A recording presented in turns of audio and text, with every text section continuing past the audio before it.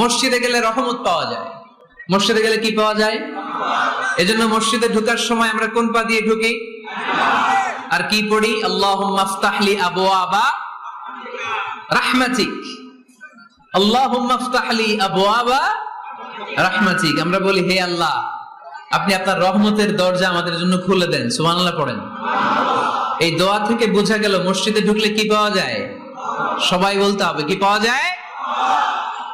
মসজিদে ঢুকলে রহমত পাওয়া যায়। আর মসজিদ থেকে বের হলে রিজিক পাওয়া যায়, ফদল পাওয়া যায়।